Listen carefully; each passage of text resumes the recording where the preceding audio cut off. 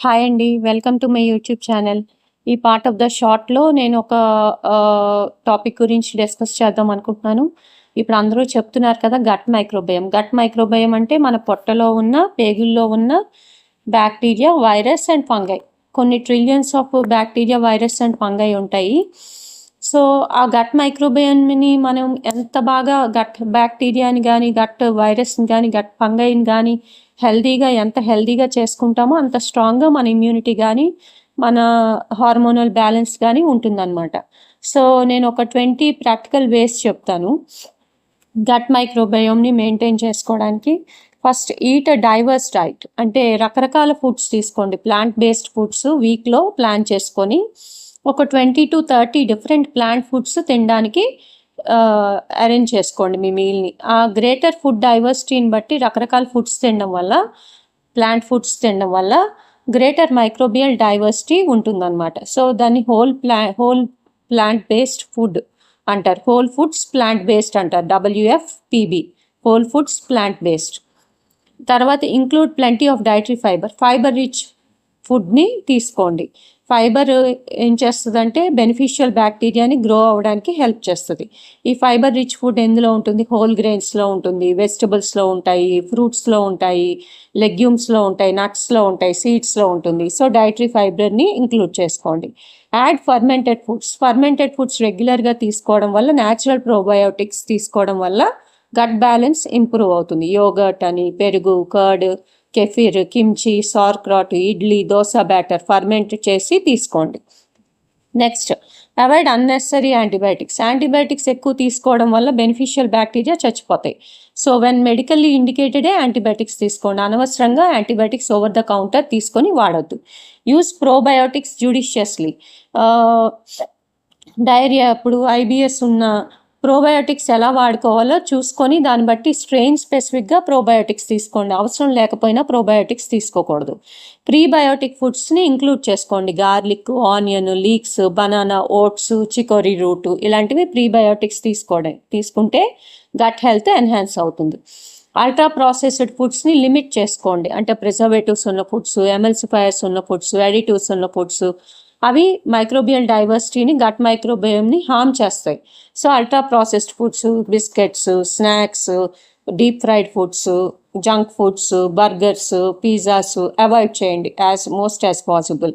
Reduce refined sugar refined షుగర్స్ని ఇంటేక్ని తగ్గించండి. హై షుగర్ ఇంటేక్ వల్ల ప్యాథోజెనిక్ బ్యాక్టీరియా ఎక్కువయ్యి, ఈస్ట్ ఓవర్ గ్రోత్ ఎక్కువయ్యి అన్హెల్దీ బ్యాక్టీరియా గ్రో అవుతాయి గట్లో. సో హై షుగర్ని అవాయిడ్ చేయండి. Include healthy fats. omega-3 rich foods తీసుకోండి. యాంటీ ఇన్ఫ్లమేటరీ మైక్రోబ్స్ని సపోర్ట్ చేసే omega-3 ఫ్యాట్స్ని ఇంక్లూడ్ చేసుకోండి. Fatty fish, flax seeds, chia seeds, వాల్నట్స్ని ఇంక్లూడ్ చేసుకోండి. ఫ్లాక్స్ సీడ్స్ ఎలా తీసుకుంటారంటే 2 spoons of curd, 1 spoon of flax seed పౌడర్ని మిక్స్ చేసుకుని ఒక 2 to 3 hours ఫర్మెంట్ చేసుకొని తినండి. మోస్ట్లీ ఈవినింగ్ డిన్నర్ అయిపోయాక తీసుకోవడం వల్ల మీ గట్ బ్యాక్టీరియా కూడా మెయింటైన్ అవుతాయి. కానీ థైరాయిడ్ ఉన్న వాళ్ళు ఫ్లాక్స్ సీడ్స్ గోయిట్రోజెనిక్ అంటారు కాబట్టి కొంచెం లిమిట్ చేయండి. అంటే every 3-4 days small spoon of flax seeds powder with curd తీసుకోండి. దానివల్ల స్కిన్ ఇమ్యూనిటీ పెరుగుతుంది, స్కిన్ హెల్త్ పెరుగుతుంది, గట్ బ్యాక్టీరియా ఎన్హాన్స్ అవుతాయి, ఫైబర్ ఇంటేక్ బాగుంటుంది. సో అన్ని రకాల ఇమ్యూనిటీ సపోర్ట్ మీకు వచ్చేస్తుంది. Stay physically active. Regular moderate exercise వల్ల బెనిఫిషియల్ గట్ బ్యాక్టీరియా గ్రో అవుతాయి, దానివల్ల గట్ హెల్త్ ఇంక్రీజ్ అవుతుంది. స్ట్రెస్ని మేనేజ్ చేసుకోండి. క్రానిక్ స్ట్రెస్ వల్ల గట్ బ్రెయిన్ యాక్సెస్ ఆల్టర్ అయ్యి గట్ హెల్త్ని ఇంపేర్ చేస్తుంది. సో క్రానిక్ స్ట్రెస్ ఏమైనా ఉందా, స్ట్రెస్ మేనేజ్మెంట్ చేసుకోండి. ఈ స్ట్రెస్ మేనేజ్మెంట్ థెరపీ తీసుకోవచ్చు, లేదా థెరపీకి అఫోర్డ్ చేయలేని వాళ్ళు యోగా ప్రాక్టీస్ చేసుకోండి, మెడిటేషన్ చేసుకోండి, డీప్ బ్రీదింగ్ చేసుకోండి, కామింగ్ డౌన్ టెక్నిక్స్ చేసుకోండి. స్ట్రెస్ని ఎలా మేనేజ్ చేసుకోవాలో అలా మేనేజ్ చేసుకోండి. స్ట్రెస్ని మేనేజ్ చేసుకునేటప్పుడు స్లీప్ ఇంపైర్మెంట్ లేకుండా చూసుకోండి. అంటే regular sleep schedule, sleep hygiene బాగుండేటట్టు చూసుకోండి. అప్పుడు స్ట్రెస్ మేనేజ్మెంట్ ఆటోమేటిక్గా ఉంటుంది. Next 12th tip, get adequate sleep. Poor sleep వల్ల మీ సర్కేడియన్ రిథమ్ డిస్టర్బ్ అయ్యి గట్ మైక్రోబియల్ బ్యాలెన్స్ డిస్టర్బ్ అవుతుంది. అడిక్వేట్ స్లీప్ ఉండేటట్టు చూసుకోండి. 13th థింగ్, అవాయిడ్ స్మోకింగ్ వల్ల బెనిఫిషియల్ బ్యాక్టీరియా చచ్చిపోతాయి. సో గట్ ఇన్ఫ్లమేషన్ పెరుగుద్ది. సో స్మోకింగ్ అవాయిడ్ చేయండి. ఒకవేళ చైన్ స్మోకర్స్ అయితే రెగ్యులేట్ యువర్ స్మోకింగ్. అంటే 10 సిగరెట్లు కాల్చేవాళ్ళు 1 సిగరెట్టే కాల్చడానికి రాసుకోండి ఒక టిప్ కింద. ఇవాళ ఇంతే చేసుకుంటాను, నా గట్ మైక్రోబియాన్ని బ్యాలెన్స్ చేసుకుంటానని అఫర్మేషన్ చేసుకోండి. సో రెగ్యులర్గా మీరు అది చేసుకోవడం వల్ల స్మోకింగ్ని డీఅడిక్ట్ చేసుకోవచ్చు. Next, limit alcohol. Excess alcohol వల్ల గట్ లైనింగ్ డ్యామేజ్ అయిపోయి గట్ మైక్రోబయోమ్ బ్యాలెన్స్ డిస్టర్బ్ అయ్యి డిస్బయోసిస్ అనేది వస్తుంది. దానివల్ల మీకు కాన్స్టిపేషన్ వస్తాయి, బవల్ హ్యాబిట్స్ సరిగ్గా ఉండవు, అపిటైట్ కంట్రోల్ ఉండదు, గట్ స్ట్రెస్ హార్మోన్స్ రిలీజ్ అవుతాయి. సో గట్లో హార్మోనల్ ఇంబ్యాలెన్స్ వస్తుంది. సో ఇవన్నీ గట్ బ్యాక్టీరియాని డిమినిష్ చేస్తాయి, హెల్దీ గట్ బ్యాక్టీరియాని. So limit the amount of alcohol you take and avoid smoking as far as possible. Next, stay well hydrated. Adequate water తీసుకోవడం వల్ల digestion and microbial metabolism enhance అవుతుంది. So stay well hydrated. Water intake సరిగ్గా ఉండేటట్టు చూసుకోండి.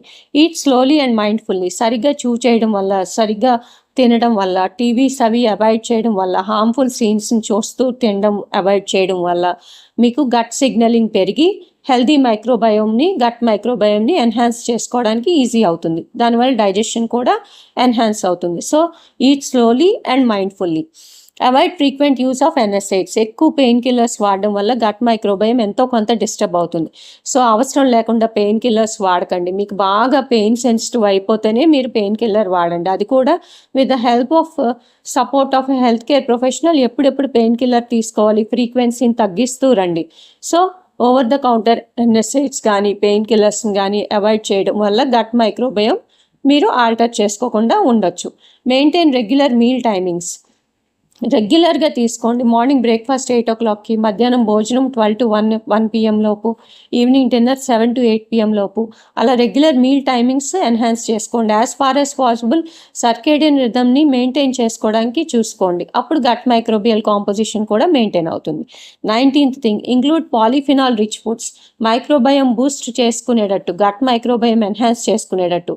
Suppose అప్పుడప్పుడు coffee తీసుకోవడం, అప్పుడప్పుడు dark chocolate తీసుకోవడం, అప్పుడప్పుడు గ్రీన్ టీ తీసుకోవడం, బెర్రీస్ తీసుకోవడం వల్ల, ఈ polyphenol rich foods, anti oxidant rich foods తీసుకోవడం వల్ల, ఇంకా నట్స్, సీడ్స్ తీసుకోవడం వల్ల గట్ మైక్రోబయోమ్ ఎన్హాన్స్ అవుతుంది. కానీ అవి ఎంత మోతాదులో తీసుకోవాలి, ఎంత కాంపోజిషన్లో తీసుకోవాలి అనేది మీరు ఆలోచించుకొని మీ గట్ హెల్త్ ప్రకారం మీరు చేసుకోవాలి.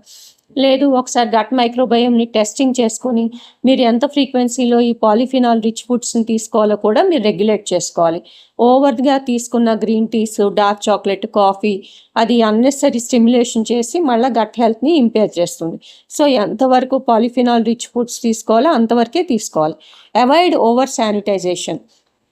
అంటే మైక్రోబయల్ డైవర్సిటీని ఎన్హాన్స్ చేయడానికి కొంచెం మనం ఎన్విరాన్మెంటల్ ఎక్స్పోజర్కి కూడా గురవ్వాలి.